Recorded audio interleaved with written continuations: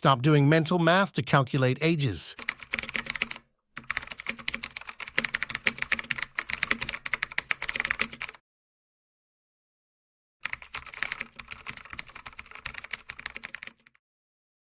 Instead, type in this formula .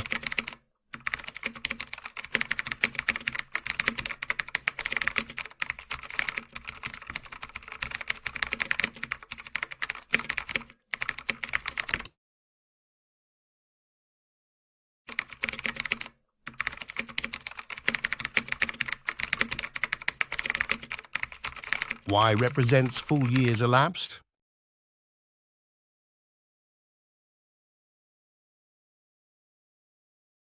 Double-click to autofill. Now here you can see result. Thanks for watching my videos. If you like my video, please like, share, and subscribe my channel and press the bell icon for more tips.